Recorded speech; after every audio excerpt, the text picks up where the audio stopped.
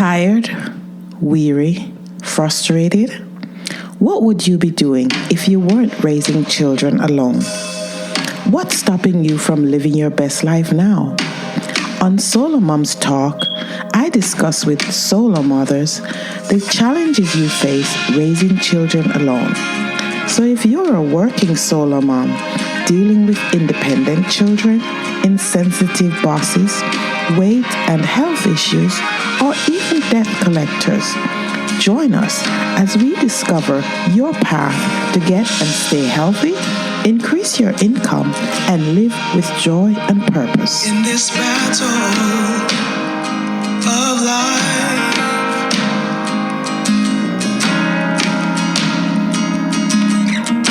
it's hard to keep your head above the water.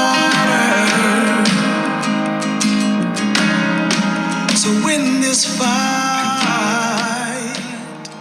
My guest today is Elayna Fernandez. Elayna is a best-selling author, international speaker, and self-made mom entrepreneur, a mompreneur. She's best known for award-winning blog, thepositivemom.com, which has inspired millions of moms in over 160 countries to transform their grief into growth. Wow. Welcome, Elayna. Thank you so much, Jen. Yes. I'm so excited to be here.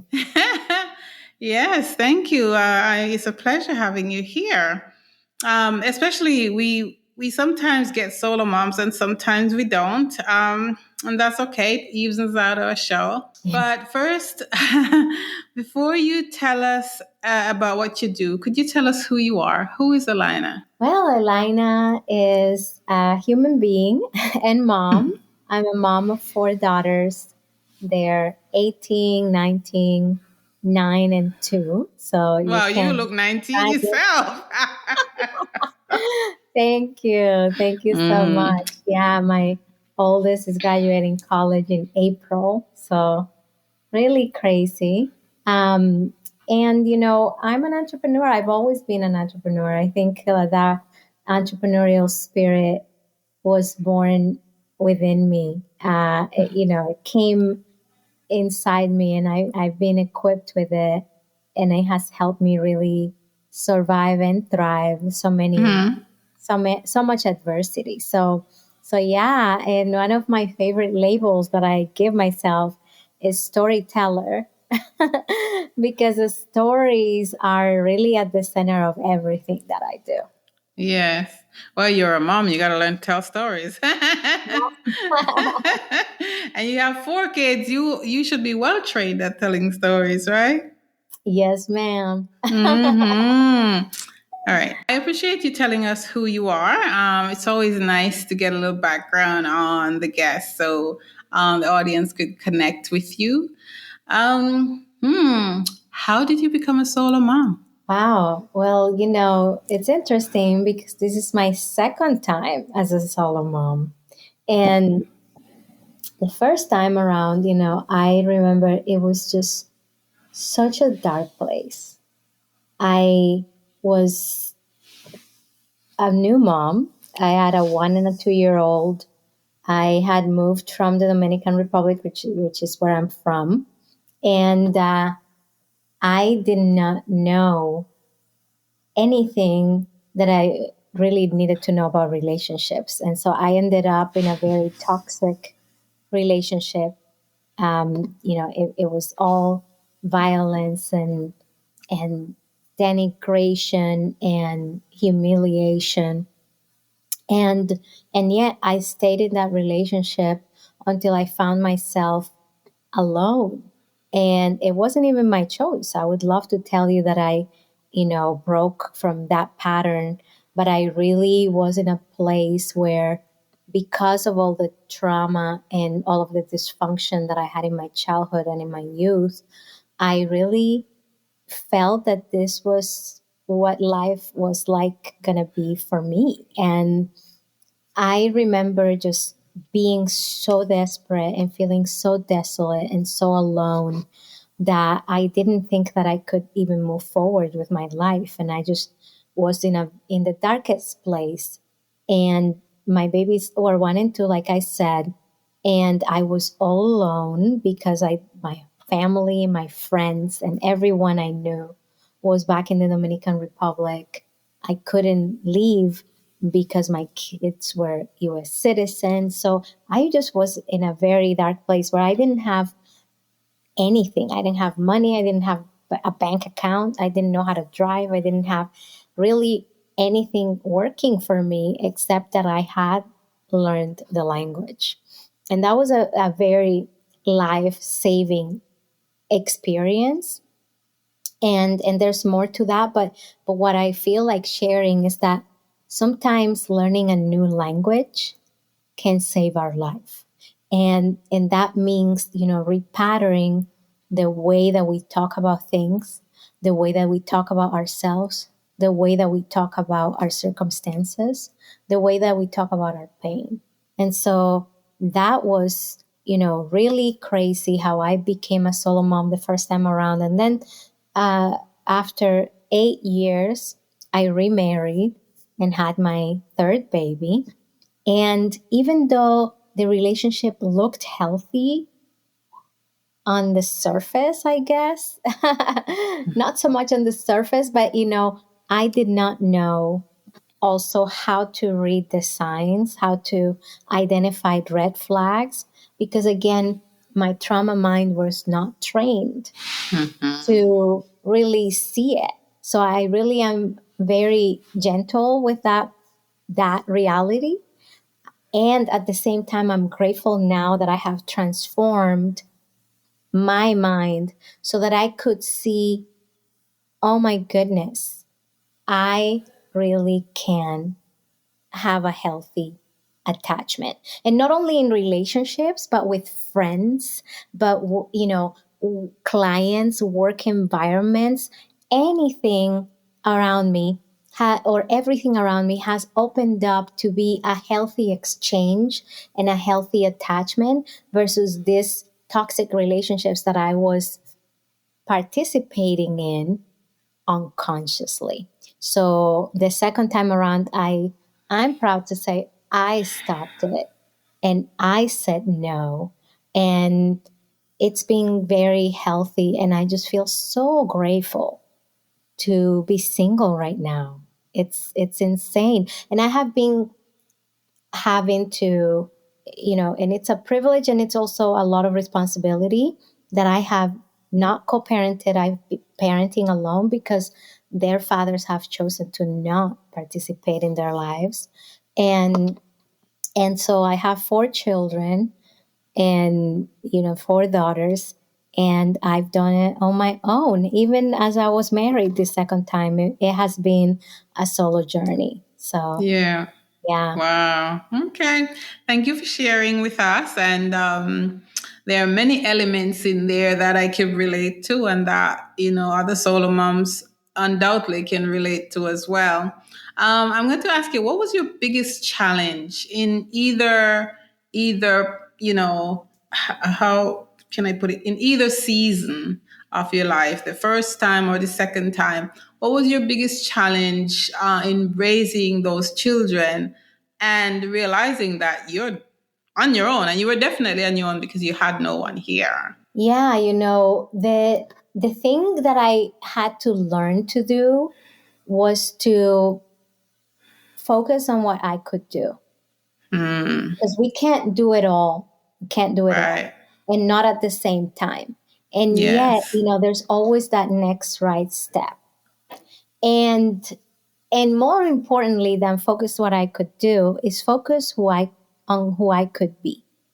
And that's where my platform was created, the Positive Mom. I started sharing with other moms why I decided to be positive. And don't confuse this with denial Right. or bypassing. Being positive to me is the fact that I can find the strength to face my fears, my pain, my memories, my emotions, to really allow myself to feel them so that then I can release them and find a different perspective. Because I think that lately, a lot of people, and I think that's one challenge that we all have, is that we feel that we need to have it all together or be strong or be all, in one piece all the time. And that is not possible. The human experience is messy. The human experience is vulnerable. The human experience is painful. I always say that pain is the common thread of humanity. And so that was, one of the challenges is sometimes we focus on wanting to do it all. And then the second thing, we want to do it perfectly. So I Yes. think that the solution is focus on what you can do next, like one thing, and then also do it imperfectly. Allow Yes. yourself to do that in a human way, which is what we can do, right? That's all we got. Yes, yeah, that makes absolute sense, but it's how our monkey mind works, right? Yes. Especially as moms, and when we find ourselves alone, how am I going to raise these kids? And we come up with a million things, a million obstacles, which are there, they're there. But you're right in saying that we focus on what's in front of you. I Yeah. remember I was going through a situation and I kept asking God, what should I do? What should I do? And it was like something said to me, do what's in front of you. Mm. Yes. Yeah. So good. Yeah. All right.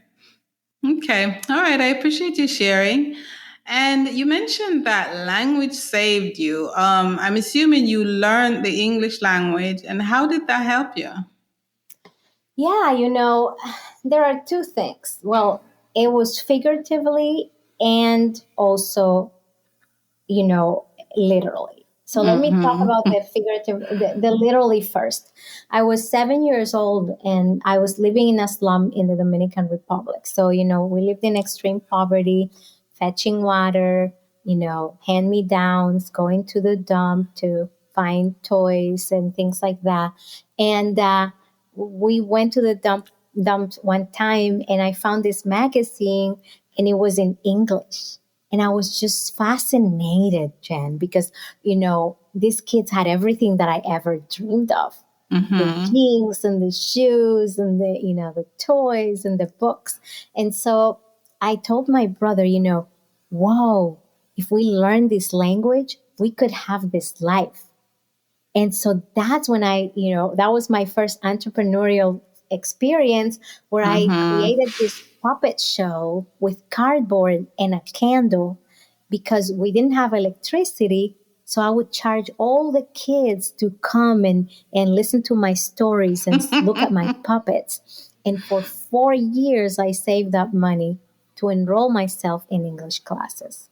Wow. Yeah. And so Wow. it really, learning English transformed my life. And, it was Yes. inspiration from God because God really gave me that vision. And later on, I was a bit angry with God. Like, I never had that childhood. But then when I became a single mom, I really saw what God was telling me. And it was that was supposed to be my kids' childhood. That vision was for my daughters. So that saved my life. The fact that I learned that language. Not only the English that I knew, which, obviously it helped me succeed in my country and it helped me, get back on my feet here in this country, but also to understand that we can listen to the language of our vision. And I always say that when God gives you a vision, he gives you permission and he gives you provision. And so that means that if there's something in your mind, if there's something in your heart, you are worthy of it. And, there's a scripture that says, like, the vision, without the vision, the People people perish. will perish. And then it continues on, and people don't say this part, but it says, the vision doesn't tarry. It's not late. It happens at the right time. And for Yes. me, it was like, ooh, I still get chills thinking about it. It will happen in the right time. And so that was something else that I learned. It's not just learning a new language, but learning the language of those inspirations that we get and listen Yeah. to that. Yeah. Wow. Wow, that's pretty deep and insightful because you mentioned that sometimes we get the message or we get something, but it's not the immediate answer to to our Mhm. prayers, Yeah. but it's an answer to the prayer that we need. It's an answer to the thing that we absolutely need, which is what you needed was to know about that lifestyle, Yeah. to know that it existed so you can now pass it on to your daughters, Yes. right? Exactly. Yeah. Absolutely. Wow. And That that's that's exactly, yeah. that's Yeah. that's pretty good. That's pretty good. Yeah. And Okay. Go ahead, please. something else that I wanted to say is that in that moment of darkness that I was talking about, I was, just really, I went from almost taking my life to Mm, taking charge of my life.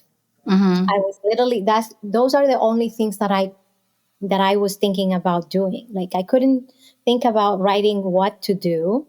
I could just think about how am I going to end it. It Yeah. was really real. And one thing that happened is that that you reminded me of when you said like it doesn't sound like the answer to our prayers, right? I'm Mm-hmm. saying like Not God, what we want. yeah, exactly. What can I do? What can I do? And what came to mind was this verse in the Bible. Well, it's not a verse. It's the the Sermon of the Mount with the Beatitudes and blessed are Mm, the peacemakers, blessed are the poor in spirit. And I was just like, why am I getting this in my head? Like, why is this here? And that is the first time where I listened, and instead of writing a to-do list, I wrote a to-be list. mm, And the first thing that I wrote was be positive.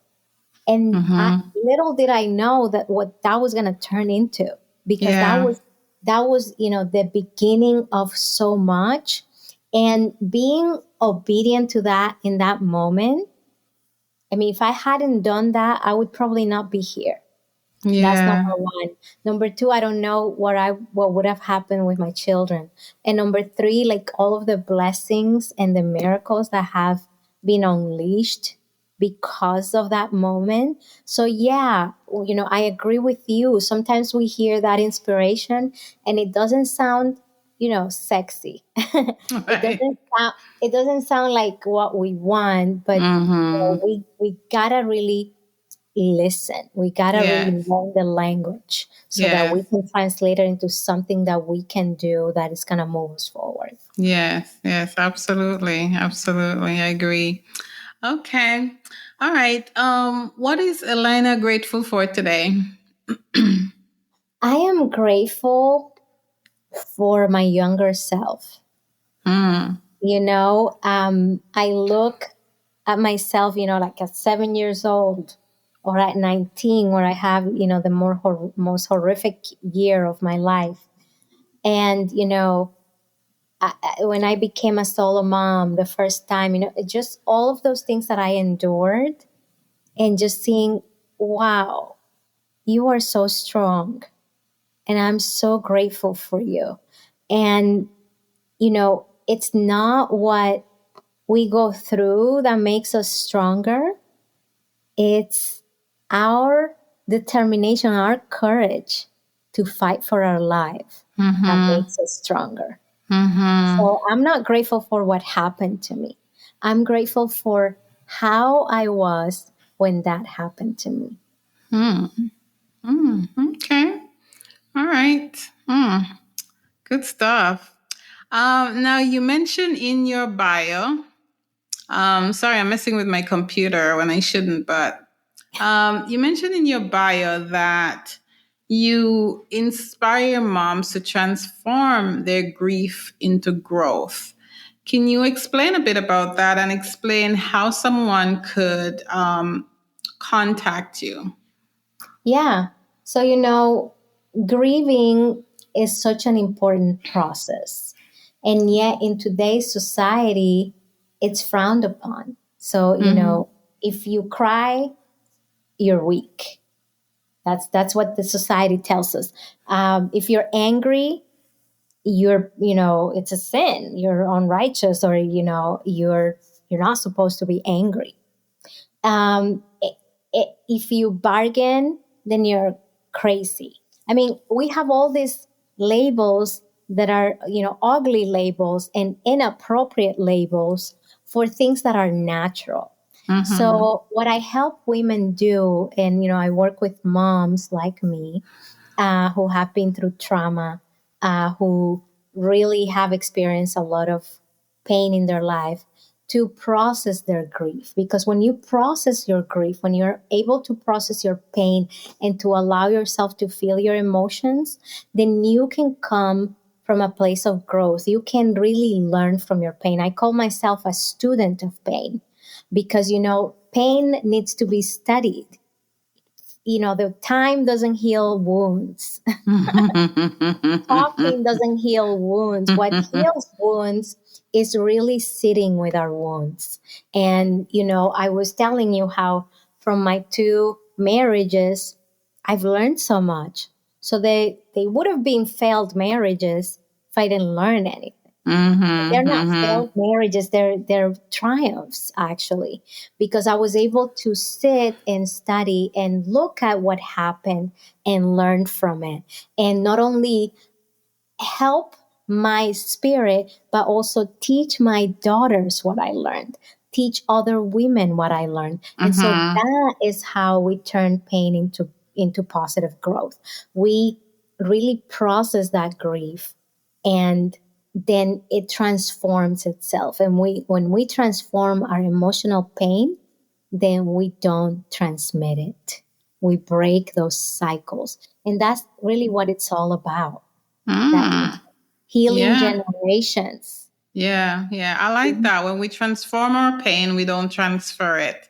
That's a very, very good. I like that quote. I'm going to use it. Thank you. Yeah, thank you. Yeah, I really like that.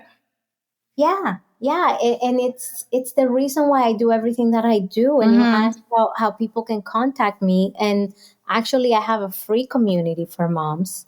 Okay, it's absolutely free, and that's where we share with one another. It's a safe space because we all need that, and it's hard sometimes because we're all suffering and we're all engaged in something else. It's hard sometimes to find people who validate our pain and that have a safe space for us to grieve.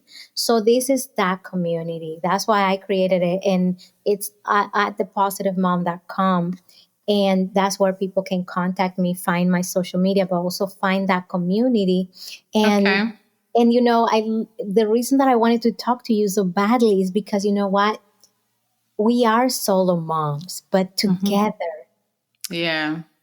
together, we are powerful. Absolutely. And so I love what you're doing, and I love this concept because it's each of us in ourselves. We are enough to make a difference together. I love it. Yeah, true. Thank you. All right. I appreciate that. And that's why I always say, it's something I mouth off all the time is that you're not alone and you don't have to parent in silence because we're here too. Yes. Yes. Right. Yeah. Okay. Before I let you go, there's something I wanted to touch on that you mentioned grief, because a lot of times when we talk about grief, we imagine somebody died. But can you explain that that's not the only time that we grieve, especially as women? Oh my goodness. Thank you for asking that, because that is such a misconception. Grief comes when there's a loss, and wait for it, or a perception of a loss. So even if you didn't lose anything and you just felt that you lost it, then there's grief. And that Yes. could be anything. And we have been grieving since childhood. Like when you lost your toy, it broke, or your pet died, or your mom got a job, because a trauma happens in two main silos. It's abuse, which many of us have been through, unfortunately, but there's also neglect. And we don't talk about that. Right. Sometimes just the fact that your mom was pregnant when you were 2 years old, and so she wasn't holding you as much, that neglect, involuntary neglect, caused you trauma. And Yeah. what happens? You're always grieving that loss and until you become conscious of it, and until you consciously repattern that, you're always going to be trying to fill that void. And so when we grieve and we allow ourselves to be angry about what we lost, and we allow ourselves to really be depressed and sad about what we lost and to throw a tantrum, then we can't really move past it. And I'm Yeah. going to share something with you that my mentor always says, because I love this. He says, trauma is not what happens to you, it's what happens inside of you as a result of what happens to you. And that means that we've all experienced trauma and that we're all Yes. grieving. We are all grieving. And so it is a natural process. But when Yes. we don't grieve, then we become sick, not only in our beliefs and the story we're telling ourselves, but also in our body, because everything that happens in here has a connection to our body. So sometimes we get this disease and we don't know where it's coming from. And guess what? It's unprocessed trauma. And then we pass that on to our children biologically, environmentally, and emotionally. So Yes. yes, I love that you asked me that, because we are all grieving and we all need I always say at least 2 minutes per day, lean into your grief, validate your feelings, give to yourself what you wish a best friend would give you, that loving, safe space to say, this is hard. And motherhood is hard. Oh my gosh. And doing it, when we think that we're so alone, it is just, oh my goodness. Yes. We are so strong when we're doing it, but we are stronger when we allow ourselves to be a mess Yeah. sometimes. Yeah, absolutely. I appreciate you, Elayna, for coming and talking to us today. I really enjoyed this conversation. Thank you so much. I enjoyed it too. And thank you for the thought-provoking questions and for having me. Keep doing what you're doing. You're really making a difference. Yeah, well, I'm still holding on to you. So, one last question. One piece of advice for another solo mom. I would say, be in community. Find at least one safe person. And the only way to find out who our safe person is to say, for example, Jen, sometimes I have these dark thoughts and I feel really alone and I feel like I can't make it. And like I can't make it through the night. Is it okay if I call you when I'm feeling that way? And what I need is for you to tell me, yeah, it's hard. I'm here with you. Yes. So there are two things. One, acknowledge that we need each other. Two, find that person and tell them exactly what you need. And this doesn't happen because sometimes we just blur ourselves out, and it's not received well because the other person is not expecting it. Maybe they're not equipped. But when you make that request to someone that loves you, they're going to Yes. find out, they're going to ask questions. And then when that moment comes, you're going to be supported. because Yes. those moments come. Don't suffer in silence. Yes, definitely. Thank you very much, Elayna Fernandez, for coming and speaking to us today on SoloMoms Talk. I appreciate you. Thank you. I appreciate you too. Sure.